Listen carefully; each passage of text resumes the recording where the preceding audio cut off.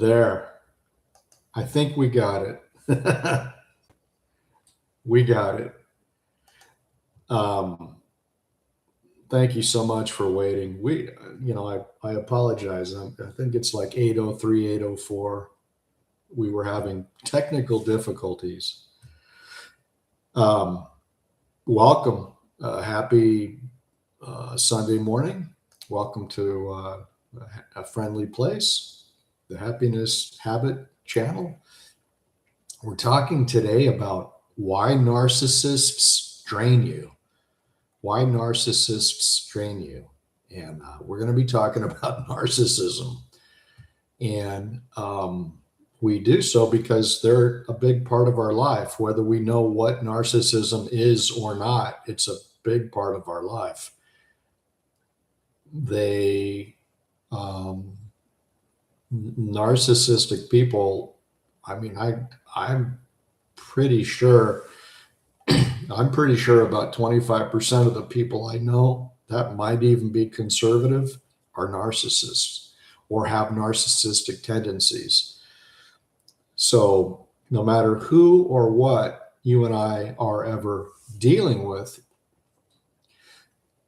we need to always strive to preserve our own personal awareness, self-observation, our own inner clarity.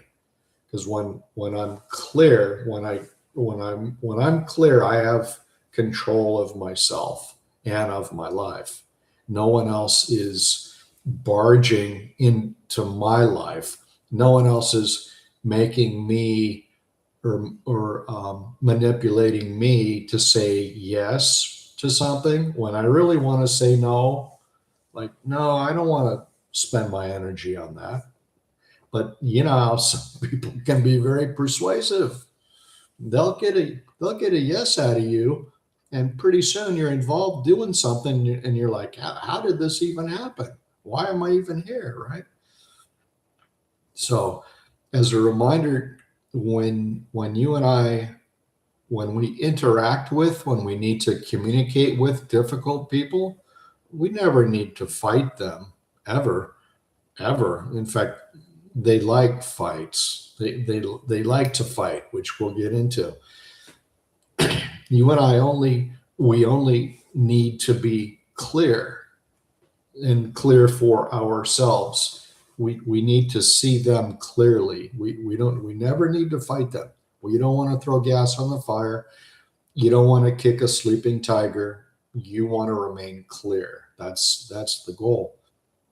So our topic today is narcissists and other difficult people and the power of clarity, the power of remaining clear.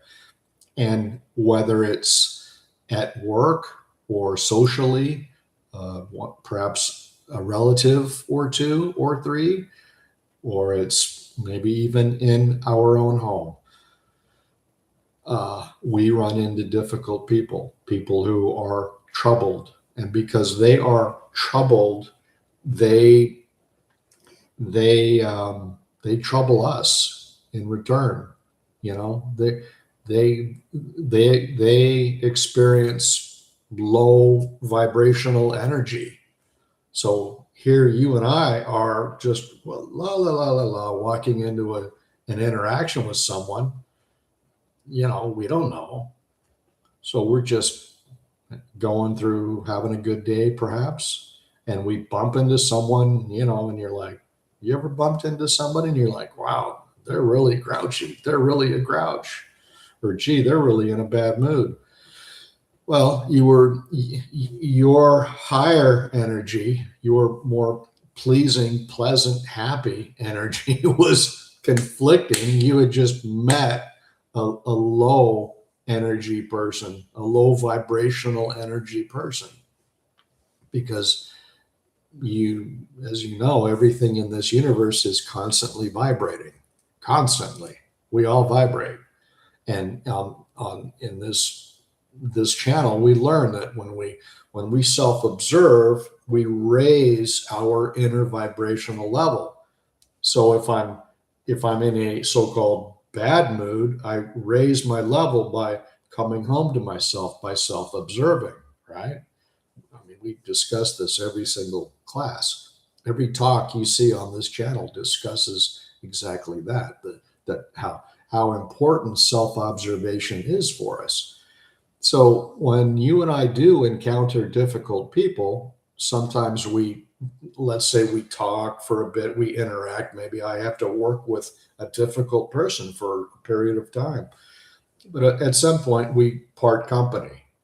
And if you've ever parted company with someone, or even on the phone sometimes, someone can be all wound up and they can be really negative, and you hang up and you're like, that I don't feel right. I feel kind of confused. I feel chaotic inside. I don't feel like my usual self. I feel drained. you know these things can happen because you just interacted with an energy drainer, right? So let's talk about what narcissism really is. A lot of times narcissistic people can come across as very confident, and you go, wow, that man, he sure has a lot of confidence. He sure very confident in his own abilities, or gee, that lady, she sure is talkative, and you know, she's sure really put together, and boy, she's kind of impressive. The thing is, narcissism is not confidence at all. Narcissism is the lack of confidence. What you may have seen is a very good actor, because some people are really, really good actors. They have their false self, their persona in Greek means mask. They have their mask fit on them so well. They play their role so well. I mean, they deserve an Oscar, some of these people. You ever met somebody when you thought initially you were spellbound by them? You were like, my God, this person's great. This man is really cool. I really like him. Gee, he could be a friend of mine. Or she's really amazing. She's really a pleasant lady. I really like her. And then you get to know them, and you kind of realize that, wait a minute, that initial meeting, those first couple of meetings, that was all just show. That was all to just lure me in. Lure, right? Have you ever been lured in by someone? That's how con artists operate. So first, let's define narcissism. It's not confidence. Narcissism is incredible lack of confidence. Okay. Narcissism is an inner emptiness. Narcissists are empty inside. So narcissism is inner emptiness. That's where the word vanity comes from. Vanity, vain, comes from the Latin word vacío. In Spanish, vacío. I think Italian the same. Vacío, it means empty. What someone says, "Oh, what was in this box?" And you say, in Spanish, you say, "Pues no sé, está vacío." I don't know, but it's empty now. So narcissism is inner emptiness. There's nothing in here. And because there's nothing in here, narcissists are extremely focused on how they appear to other people. They're like, they can't just be relaxed and natural and normal. They can never just relax, because they can't be on the outside what they are on the inside. They have no inner life. So narcissism is inner emptiness combined with a lack of self-awareness. They lack an inner life, and they avoid self-awareness. They avoid looking inside of themselves, which, that explains why narcissists have such trouble with their emotions.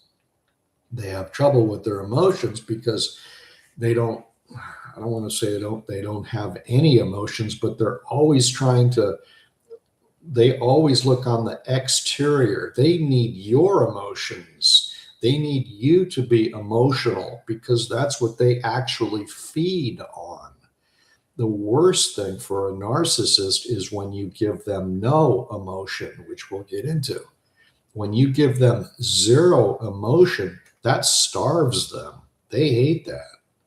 They, they, when you give a narcissist no emotion, they're so hungry for emotion that they will depart your company and go find someone who does supply them with their emotional needs because they're hungry. In India, the people of India, the Indians, the real Indians, not the cowboys and Indians, but the real Indians, they call narcissists hungry ghosts, which is really descriptive. A hungry ghost. And they're hungry because they always need sustenance. They always need some emotional stimulation because they lack it inside of themselves. They do not regulate their own emotions. They never learned it as a child. So because they never learned how to regulate their own emotions when they were children, comma, they are now adults. And as adults, the narcissists do things like scream to maintain control. So they'll just scream without batting an eye. And they're control freaks and everything else under the sun. I don't want to get too far out there yet, but I think we're on the same page. A lot of people think narcissists are simply arrogant. Oh, Joe, he's just so arrogant. He's just so full of himself. Or they'll say, oh, Sally, she's just so enamored with herself, right? But underneath the veneer of arrogance and self-absorption is really intense insecurity. Narcissists are really insecure people. They're very fearful people. They suffer from emotional instability. They're not solid and secure inside themselves. They lack that. Self observation gives you something solid inside of yourself, which that's the antidote for narcissism. But try telling that to a narcissist. Good luck, right? They also have a desperate need for external validation, meaning they need you to stroke them and tell them how good they are. I know someone, his wife, her job is to tell him 20 times a day or more how good he is. That's their relationship. They've been married 30 years, and that's her job. And she has cute little nicknames for him. She's always propping him up. I have to see these people once or twice a year, and I hear it and I see it. I've seen it for years, and I'm like, wow, what a way to live. And what is that? That's the narcissist has manipulated her into behaving that way. If we're going to be married, then your job is to promote me, defend me to the ends of the earth. Tell me how good I am 20 times a day. I need to hear it. I don't know from myself, so I need external validation. I need somebody outside of me, my kid, my wife, whatever. Tell me how good I am. That's how it's pathetic. Narcissists are pathetic people. And also, before we go any farther, narcissists run the scale. Because I've known narcissists, you can totally clock them and you're like, well, you're my friend, but you are a narcissist. You're self absorbed, totally self absorbed. Everything you talk about is you.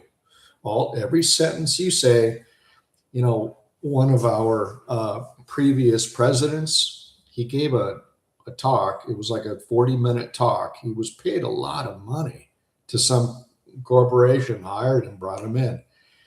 Somebody sat in the audience and counted that he self-referenced 714 times in that 40 minutes. So what's that?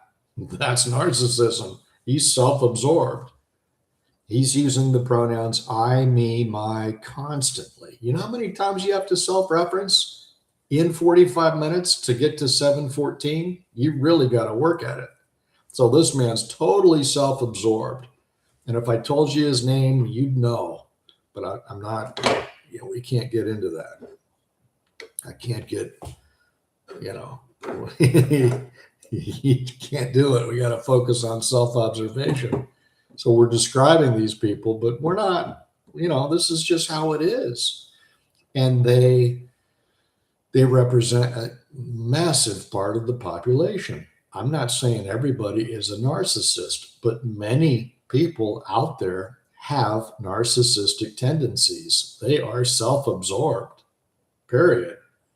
So I was saying it runs the range from there's low-level narcissism, and then there's high-level narcissism. High-level narcissism is when it gets into malignant narcissism. And there is a malignant narcissist who manages the grocery store that I go to all the time.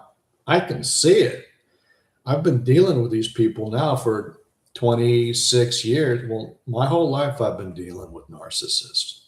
I was adopted into a family of what I've discovered now were, because 3 of them are dead, narcissists. I was adopted into a family of 4 narcissists.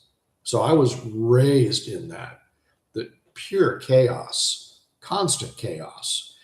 I remember I was a boy and I'd be laying in bed and I'd be like, I just wish 2 days in my life would be like equal, like normal, like identical. But every day was like pure chaos. 4 narcissists living under one roof and me. So that, I've had plenty of experience with these types. But again, a lot of times they can keep it hidden for a long time. They can remain hidden. They can keep it hidden. Like to the normal or general public, they can keep it hidden. What they actually are can hide. It's not until you actually start, when you wake up, you'll see it more. As your awareness increases, you'll be able to see more and more and more and more. And that's good because you'll know instantly who to spend time with and who to stay away from. So it's a win-win situation, So narcissists cannot regulate themselves internally. So they attempt to regulate themselves through other people. Okay. That's the takeaway. And to regulate themselves through other people means they need to demand things like control. They always have to be in charge. If there's something going on, some social event, they have to put themselves in an authoritative position. Because when you are an authority, nobody asks you questions. Why are you telling me what to do, Mr. Jones? But if Mr. Jones is an authority, if Mr. Jones is somebody with a title, with a position, with authority, he can tell people what to do because he's trying to make his inner state feel better. So he does that by trying to control his exterior. See? He never learned to control his interior. He never learned to regulate his own emotions, Mr. Jones. So now, as a grown adult, with the emotional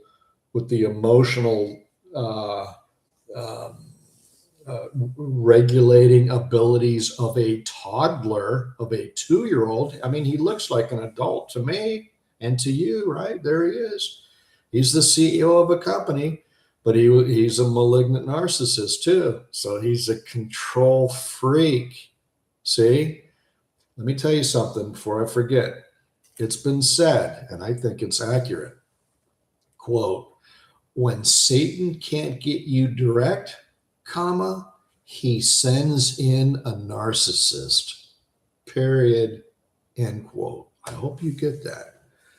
Because that's true, and I've seen that happen. I've seen it happen.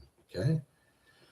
So narcissists lack emotional control, so they try to compensate their lack of inner control by demanding, and they usually receive because they demand so much, and they plan, plot, and scheme to get ahead. So they want to be in charge. A psychologically narcissistic person, psychologically, emotionally narcissistic person, his or her plan from day one is to become the boss. They know intuitively where they need to be so they can control. They know what they're doing. Don't ever think that a narcissist just stumbles into power at some group or in some family. They know what they're doing, and they're constantly doing it. Don't ever be so gullible as to think that, you know, that these people, oh, they just happen to become the boss. Oh, it just happened. No, they strive for it. They work for it. Again, they know exactly what they're doing.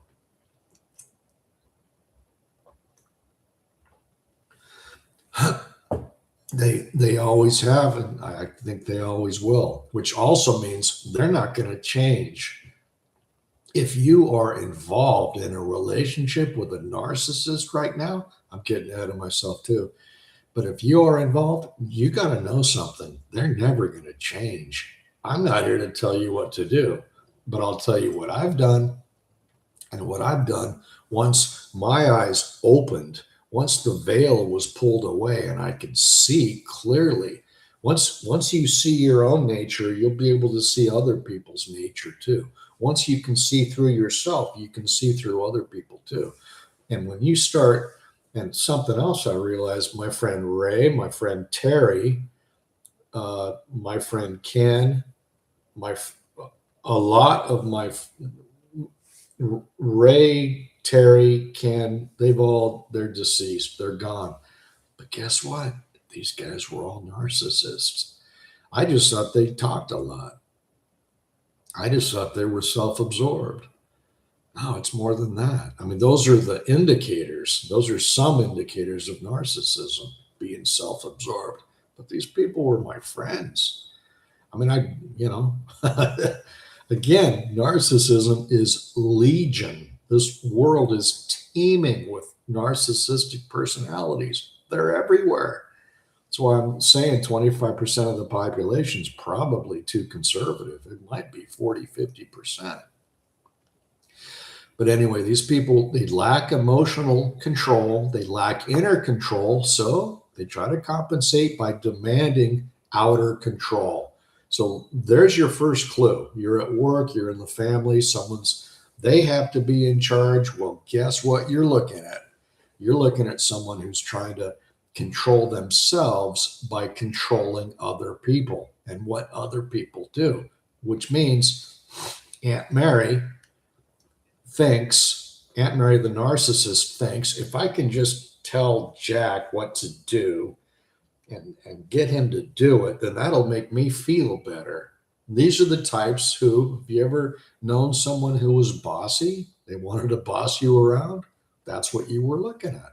A narcissist. That's how plain it is. That's how simple it is. Narcissists are the control freaks of this world, right? They're the ones, large and in charge. They're the ones. They must seek outer external control because they have no inner emotional control. Okay? So that's your gift. That's the takeaway. That's a dead giveaway too. You know, any control freaks, there it is. So let me ask you this.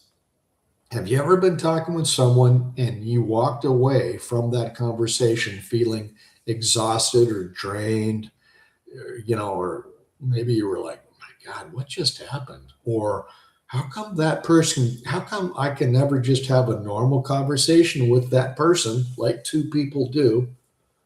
How come they always make me feel smaller, even? Because narcissists, one way that they feel bigger, because remember, they're extremely insecure.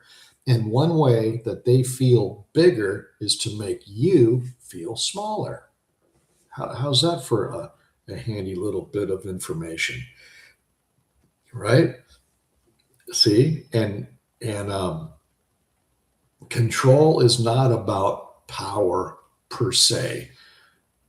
Control for the narcissist is about stability. They crave emotional stability. So I'm inside of myself, I'm unstable. So, and I'm convinced that if I can just keep everything exterior to me exactly the way I want it, then everything's going to be okay. And that's why these people are so difficult, because when's the last time you ever thought that you were the only person walking around on this planet? When? Never. Because because you realize that other people exist. A narcissist doesn't. A narcissist sees you as like you're like wallpaper. Unless you are doing something for them, which they love. They love nothing better than to say, "Hey, Jack, will you go over to the store there? And we're out of Diet Coke. Will you run down to the store there, Jack? Be a good boy. Go get us some Diet Coke. We need some Diet Coke." They love telling people what to do. There's another indicator. They love it.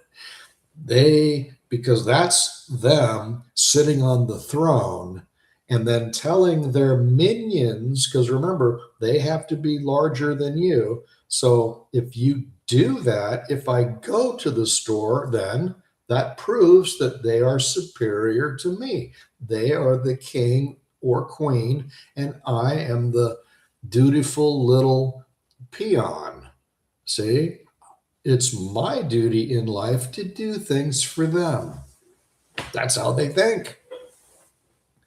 That's why you don't want anything to do with these people. Personally, I can't stand them. I lived with them elbow to elbow for decades for my entire life. And I realize now, I'm like, wow, wait a minute. Pull the camera back. These people are certifiable. They're nuts. They narcissists hate reality. They hate reality. They can't stand reality. They can't stand the idea of being just an average everyday person like you and I. They can't stand it because it doesn't fit into the way they think of themselves. They think of themselves as the top. I am the king. A narcissist says, I am the king of all I survey. I am the king. I am the queen. I am number one. That makes you number two. And actually, that makes you number 1015.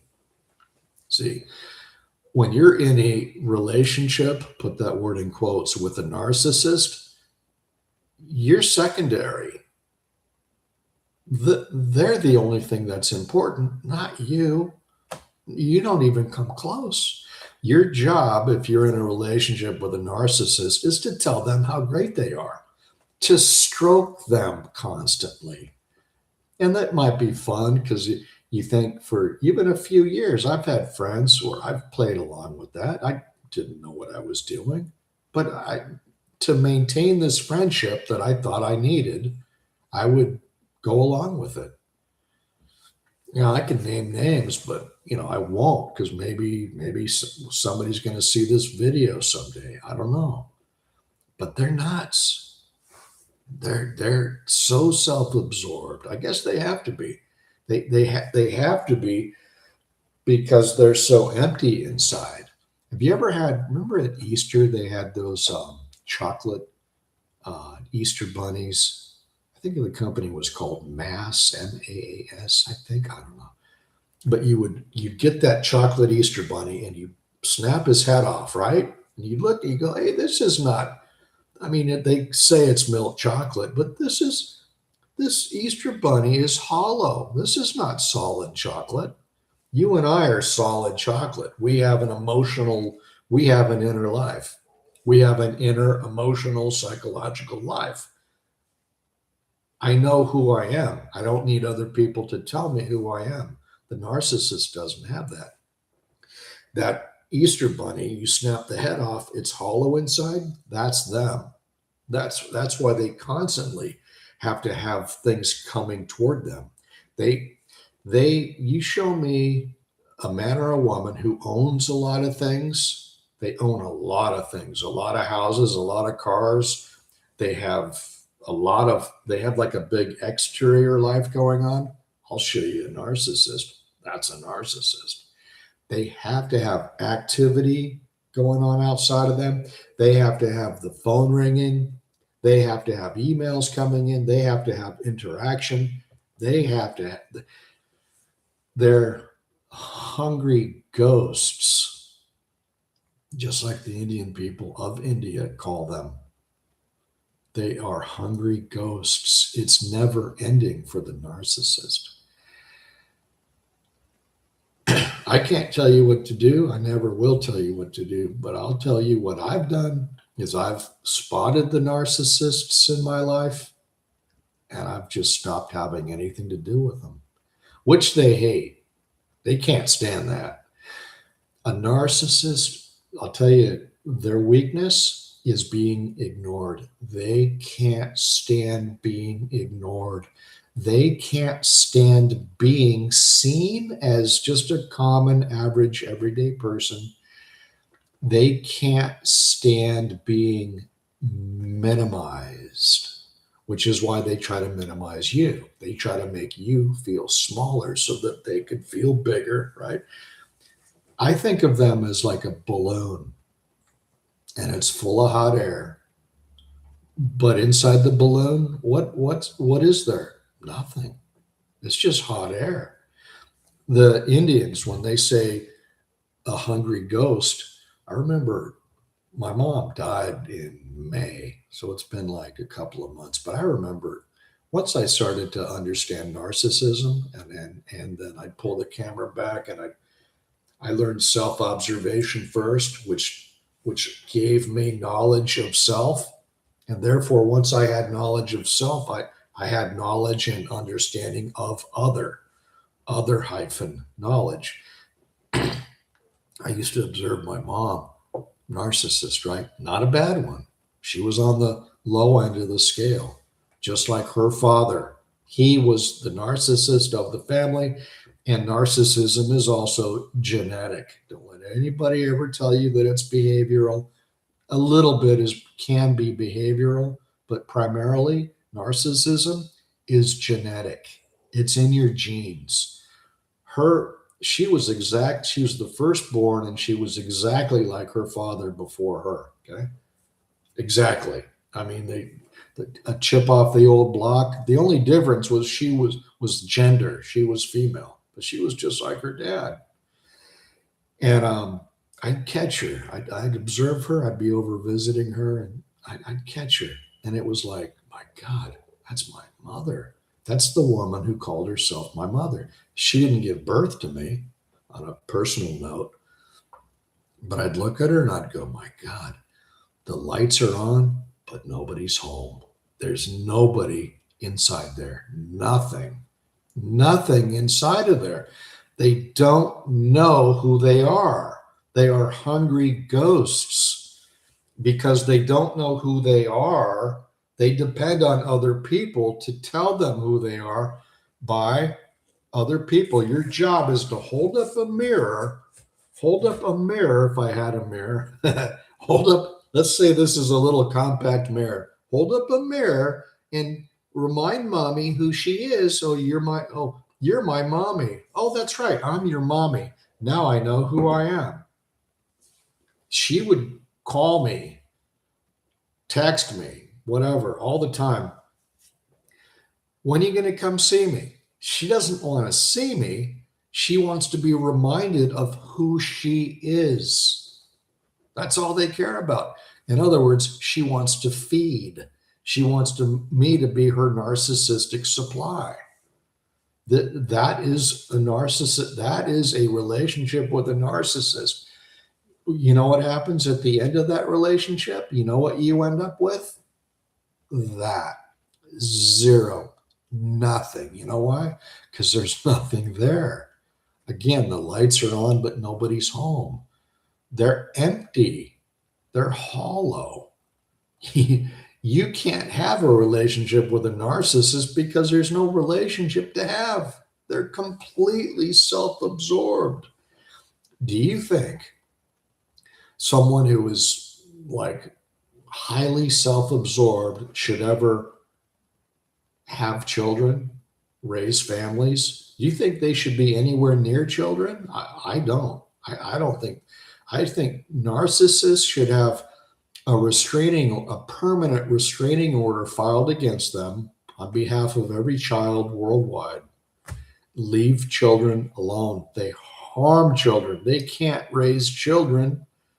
I mean, maybe somewhere, but every narcissist I've ever known, no way. They're way too self-absorbed. To raise a child, what do you need to be? You need to be other absorbed. You need to be focused on that child, because here's a tiny little thing that she needs things.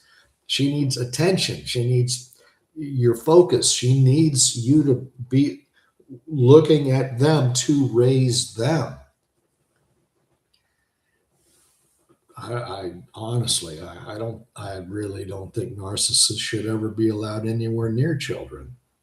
In a perfect world, they wouldn't be, but this is not a perfect world. So this is why, I've recently been saying narcissists shouldn't be allowed anywhere near children, much less raise them, right? Kids need attention, focus, and most narcissists are far too self-absorbed to provide any child with proper, authentic attention and focus, to help raise the child. So why are you having kids if you don't know how to raise them? Because they need the veneer. They need to appear to everybody else that they are normal. That's why they have kids. Are they normal? No, they are abnormal. They are the opposite of normal, but they do it just for themselves. Like, I remember I'd be like, my God, I'm just like an accessory. Old ladies used to get those charm bracelets. I felt like I was like a charm on a charm bracelet for my mom. Just an accessory, right? I mean, that's reality. That's all it ever was. I'm telling you. But that's for me, that's good motivation, because okay, you told me exactly what you are. So now I know with these people. And personally, I don't have anything to do with them. And by now, I can clock them across the street. I can see a narcissist coming a mile away. And I ignore them. I don't want anything to do with them. Right? So since a narcissist needs absolutely everything to go their way, they need what? They need your agreement. You need to be agreeing with them. Oh, that's right. That's right. Oh, you are so correct, that everything's got to be their way. Oh, that's right. That's what they want to see. They need your admiration, right? They love being admired because it keeps the attention on them, right? And it tells them indirectly, this facade that you're putting up to the world, this mask, this persona, this whole big phony artificial thing that you're putting up, it's working. It's working on me. If I'm stroking you, then I'm telling you that all of your falsity that you're projecting out there, that it's believable to me. See, that's what the narcissist wants you to do, is to believe in their nonsense. If that's how you want to live your life, go for it. Plenty of people do.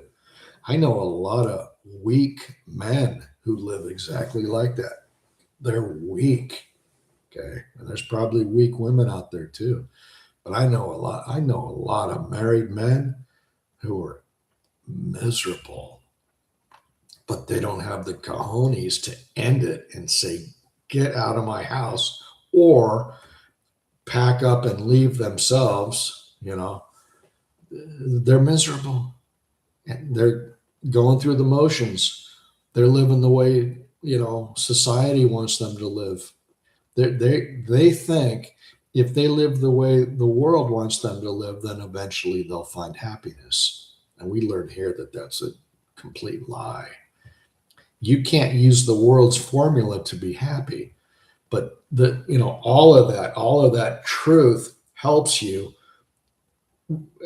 reveal to you, gives you clarity. Once you have clarity, it tells you everything. You'll read people like a book, and then you'll know, like I say, who to associate with and who to stay away from. And you'll associate, believe it or not, I'll tell you the truth, you will begin to associate with fewer and fewer and fewer people, because you'll see just how screwed up most people are. And why are they screwed up? Because they refuse to learn how to self-observe. It's that simple. But they won't do it because they already know. You're not going to tell me anything. I already know everything. Okay, fine. You'll be coming back to this hellhole of a planet. That's the way I look at it. They love attention to the point of self-worship. Worship. They want you to worship them. That's what a narcissist wants, right? They crave your emotions. They crave your emotional responses to them. They love it when you argue with them. They love nothing better than an argument because it gives them food. That's what they live on. They live on arguments. If you know anyone who loves arguing, they love bickering back and forth. My parents, my other relatives called my parents when I was a kid growing up the Bickersons, because that's how the two of them communicated. They bickered. So openly, the other members of the family referred to my two parental units as the Bickersons. That's how they spoke to each other. They bickered back and forth. They sniped at each other. That's how happy they were, right? God. People live, they act like they're going to live for 300 years. I can waste 50 years in a marriage that I'm with which I am miserable, because I have 250 more years to live. This gray hair, right? Come on, that's a pretty good indicator that we're not going to live here a long time. So why be miserable, right? Narcissists need your reactions. That's their food. Okay, so they want your agreement, your admiration, your attention, your emotional reactions, because these things stabilize them temporarily. They feel okay inside of themselves. And this is why insecurity seeks the throne. That's the title of one of my books. Go to the website and check it out. It's all about narcissists. Insecurity seeks the throne. Again, with the day one that a narcissist starts working at a company, he's looking at the boss's position. That's where he's headed. So what do they do? I don't want to get into any of that, but you know how they operate at work. You can just tell. They ignore everyone around them, and they placate the boss, and they want to just be associated with top management. You know the type. You've been to the circus. You've seen the elephants, right? So I have a book out by that exact same title, Insecurity Seeks the Throne, right? At jackcarterbooks.com. There's actually a a link in the description. You can check that out. So narcissists are not arrogant. Narcissists are deeply, horrifically insecure people. Always remember that. They're insecure. They never grew up emotionally. They're little, tiny little 2-year-olds. That's why they get angry so much. That's why they scream just to get, just so they can feel like they've got control over something again. I've had narcissists scream at me, most primarily the bad ones, the malignant ones. They don't care. They have no conscience. They are conscienceless. So they can scream at someone and, go home, pet the cat, go to bed, sleep like a baby. They don't care how they treat other people. They have no conscience. Okay.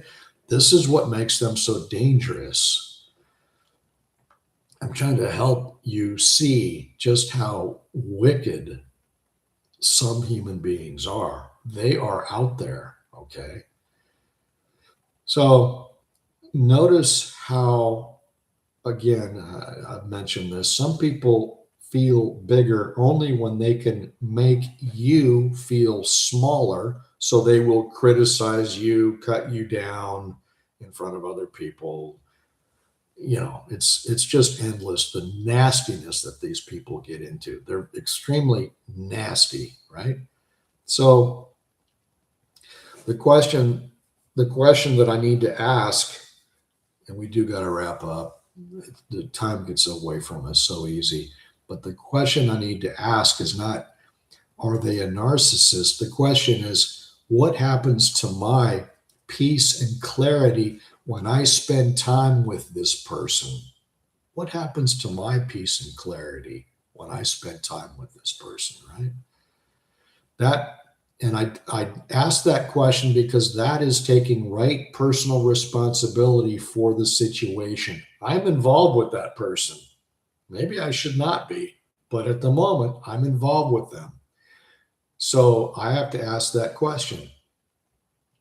What happens to my peace and clarity when I spend time with them? Because if my peace and clarity get messed up every time I spend time with them, then I know what to do. I'm not going to spend any more time with them. Why? Unless I love pain, unless I love suffering, what would I do?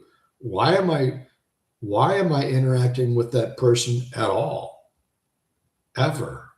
You know what I mean? Unless I'm a glutton for punishment. Okay, so you really got to look at that too.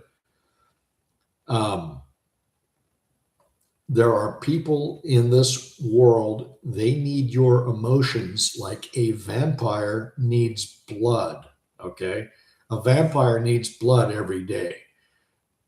A narcissist needs emotion every day. This is the analogy that the author Bram Stoker made when he wrote the book Dracula in 1897 in London. When that book was first published, and even now, they couldn't keep it on the shelves. It flew off the shelves. People bought that book like hotcakes because the book itself told a story. It was, I believe, allegory. He used allegory. He used metaphor. He talked about a Count Dracula who lived in with the appearance was all there. He was tall, handsome, dressed immaculately, wealthy, big mansion up on the hill. Count Dracula had everything going for him, but what was he in reality? He was an energy vampire, right? He'd fly in the window at night and he'd suck the blood out of the young girl. See, Bram Stoker described narcissists to people, and they couldn't keep that book in stock. It's had like many, many, many printings, and even today, the theme of Dracula is really, really popular with books today. I mean, people love that theme, that this dangerous thing that's going to come and take my energy, take my blood. There have been TV shows. I can't think of the name of the one show, but it was filmed in and around Atlanta for years. something about zombies, and the zombies would come in, and the zombies would team up together because they were all zombies together, and to survive they had to come and get fresh blood. You remember that TV show? Of course I can't remember it right now, but I'll get the title for you. So some people need your emotions like a vampire needs blood. And Dracula, he was right on with that story. He put in writing how human beings are. He wrote about human nature. That's why the book was such an instant hit, and it remains a classic today. What, 200 years later? So the big point here is that emotion is the currency. If there's no emotion, there's no transaction. If there's no emotion between you and the narcissist, they literally leave you because they have to feed. So if you stop providing emotion for the narcissist, they'll depart. They'll go elsewhere where they can get supply. But if you turn into a rock and you've got no emotional energy, that's the gray rock method.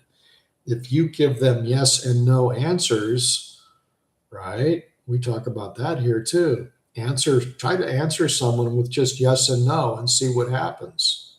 Just try it. In fact, that'll be the exercise for this week.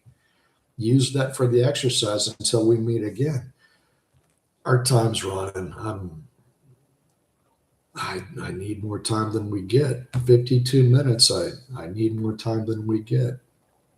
So your greatest defense, the most powerful defense you have against a narcissist is not fighting. It is non-participation. You don't have to convince them. You don't have to try to fix them. You don't have to make them understand.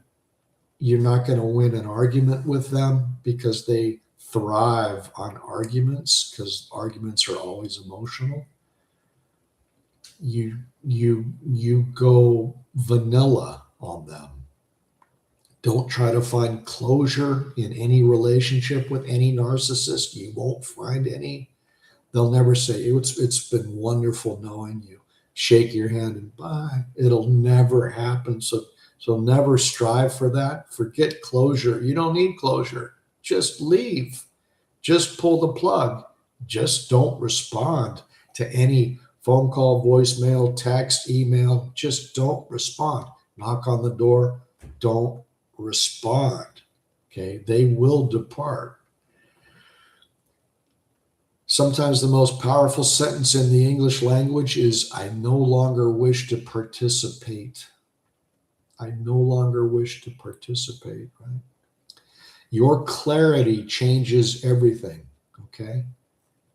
So, as a reminder, you are not responsible for regulating another person's emotions. You are responsible for preserving your own clarity. Okay, the goal is not to win against difficult people. You're not going to win. The goal is to remain yourself in their presence. If you can't do that, then that person should not be in your presence. Period. No matter who it is. Okay. The way I can only tell you what I've done. When I go no contact, it's wonderful. It's wonderful. I get my life back when I go no contact. I get my life back. I sleep like a baby. Clarity comes. I do exactly what I want. Anyway, I implore you to, partake in this, work on your self-observation, okay? Let's do that for an exercise. When someone asks you a question, do all you can to answer yes or no. Period. Don't add another word to that, no matter who it is. Leave them hanging. Let them hang. Doesn't matter who it is. Yes and no. Their reaction is their responsibility, not yours. Okay? So narcissists are people who refuse to take right personal accountability and look inside of themselves and learn who and what they are. In that sense, they are like little irresponsible children. They may look and appear to be adult and of age, but in reality, they are emotional toddlers. You and I cannot fix these people, but we can choose to walk away and stay away. Okay? So we're done here. Good seeing you today. For a free highlights sheet, a free PDF of today's talk, go into the description on the video below. There's a live link right there. Drop by the website, jackcarterbooks.com. Check out the titles. They will help you and your situation. I have an entire series devoted to narcissists and narcissism. It's right there on the website. Another book you'll see on there is called Insecurity Seeks the Throne. You can't miss it. We'll see you next time. Okay, next Sunday we'll do it again.